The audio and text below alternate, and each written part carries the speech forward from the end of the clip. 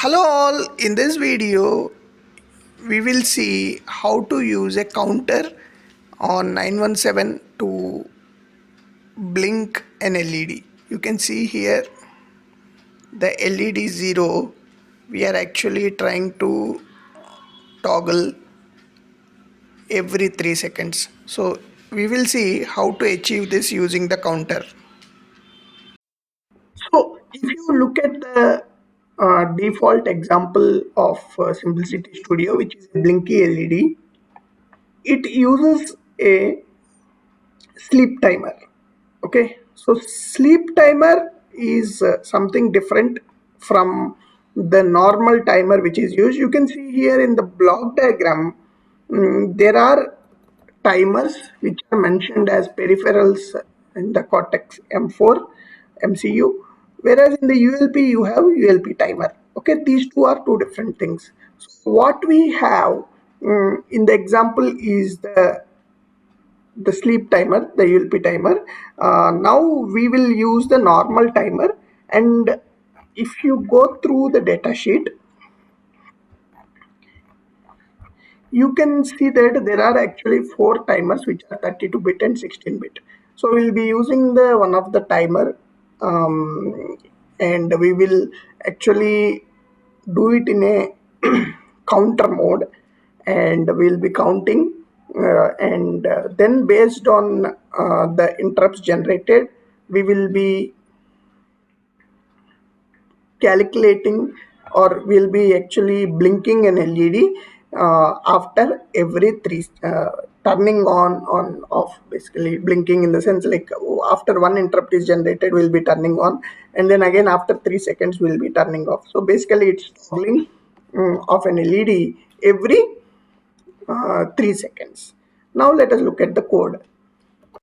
So to start with, first have the board connected to your laptop, and then click on create project. Okay, once you click on create project, you can actually try to see if something is connected or not. So if you don't see your target board here, just try to close this and see if this is connected or not. If you still don't see, just try to plug in the board again. Okay, and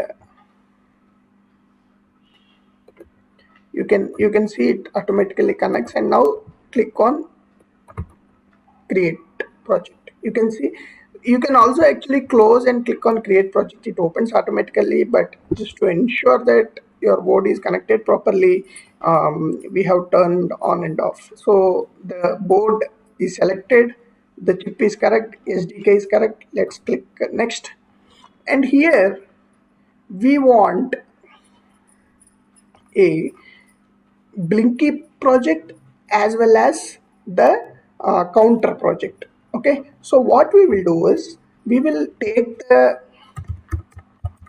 uh, timer project. Okay, we will use configure basic timer and OCU, which is output compare unit without DMA. We'll take this. Okay, and click next. You can select your location here and finish. Now this basically generates a timer peripheral related project. Okay, and you can see here the timer related files are here. Now we also want to do LED toggling, right? Let us go to the SLCP. So you can open the SLCP file from here in the Project Explorer as well, and then click on software components. Here search for LED. Okay, right now we are using LED 0. You can search for LED. Okay, and you can see okay, so this will be part of the Wise Connect SDK. Okay, 917 pay MCU hardware, and you can see the LED. Okay, click on install LED, and we have seen previously the instances recommended are LED0 and LED1. We will be using the LED0 and click done. Okay, now if you click, you can also see the configurations. Okay, so the LED0 is clear here, and here if you see and open the pin tool, you must see the LED0 related GPIO connected. Okay, and in this particular code, okay, we don't want, sorry, we don't want the SCT and OCU related functionalities. So if you want, you can disable them. So the intention of this particular code is to just enable the counter and then toggle the LED based on the counts. Okay, now we are not doing any PWM generation output or capturing any input on the pin. These are the options which we use for doing that. So if you go to the software components, okay, in case if you want, this is actually timer. Okay, so the service, you have peripheral and you have configure timer. Okay, so here click on configure, and what you can do is, we will not be using counter 1, we will be using counter 0, and here instead of SLCT you can click none. So what it does is, basically it eliminates the option, and if you click on view source as well, you will not have those functionalities. Just ensure that source is fine. Okay, and then if you go to the pin tool, okay, we can, if required, you can delete them as well. Okay, now close this, and you can close this, close. Okay, now you have everything ready. Ensure that you have Blinky code,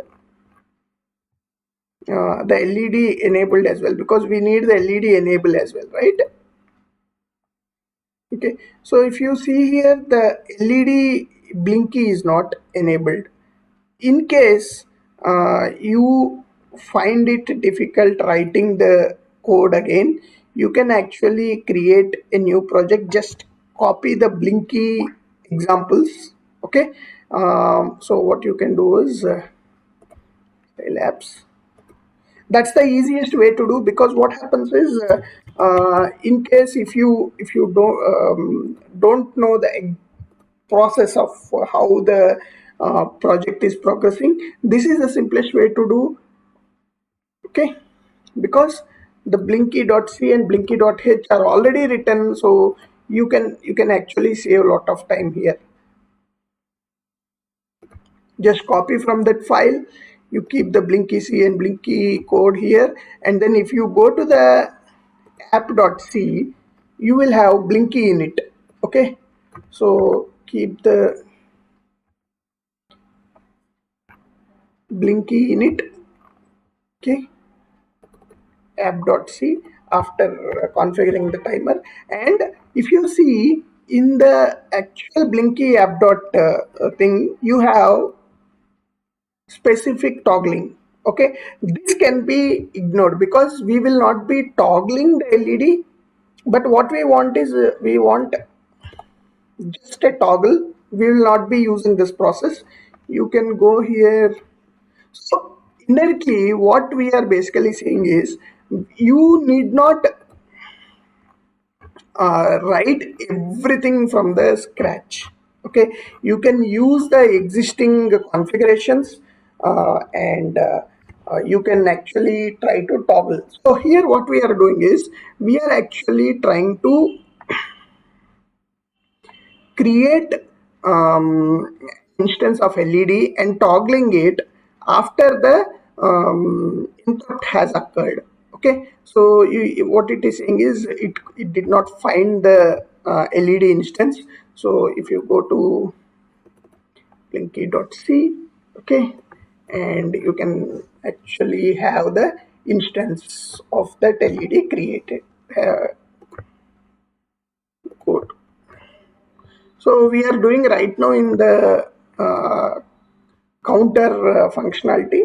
Okay, just create this LED instance, and now the error will go off. So here, one more thing what you have to do is, after um, the the counter reaches the maximum value, what happens is, in the example code, the timer will be deinitialized. Okay, so you have to eliminate this, and then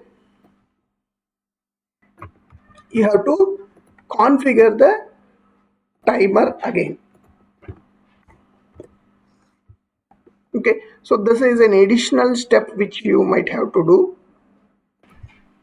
So in case you don't want to initialize everything, so you can actually just use the initialization function of just initializing the timer rather than entire functionality.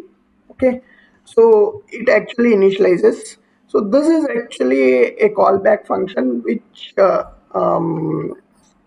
uses the um, interrupt functionality and then enables once the flag has reached its maximum value. So in this we are actually enabling the interrupt one.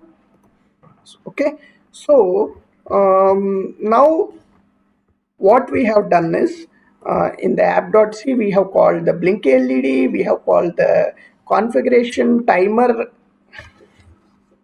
process, and this is where we have the entire functionality, and inside this we are trying to toggle the LED. Okay, so let us try to build this.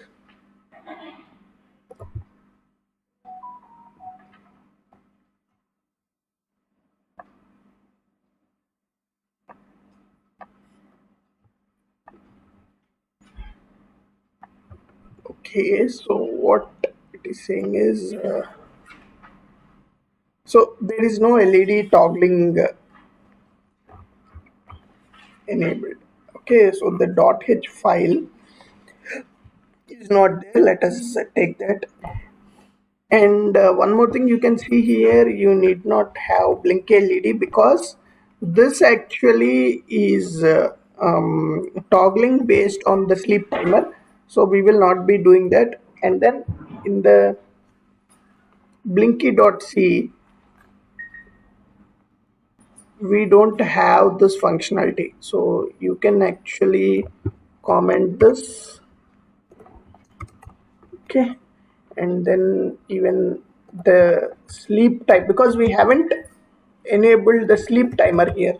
Okay, so now let us build this, and you can see that this will be a clean build, and might be the, yeah, there are few more sleep timer related functionalities which are not required. Okay, now let us try to build the project. Perfect. Okay,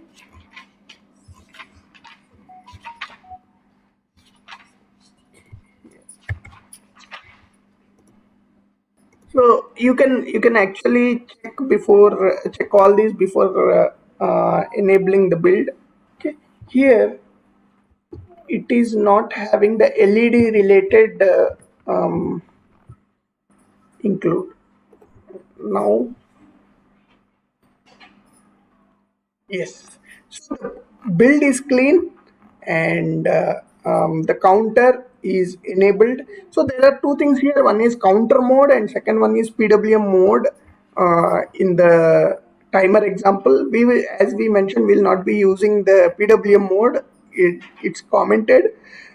So we will be using the counter mode here. Okay, and the counter enable functions, we actually use the SDK related functions. We haven't changed anything. As we mentioned, we'll only be adding the where is this? Yeah, the Blinky LED related functionality here after every interrupt flag. Now, if you run,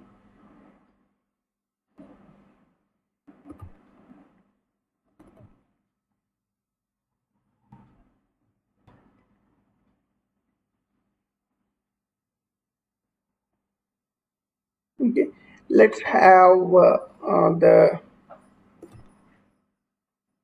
breakpoint here. So you can see here every time when we run, the interrupt flag gets cleared and then the interrupt gets generated because of the timer, and on the board you can see every time the LED toggling. Now to increase the time period, and as we have done for 3 seconds there, what we can actually do is you can add a small variable here, increment it number of times you want this.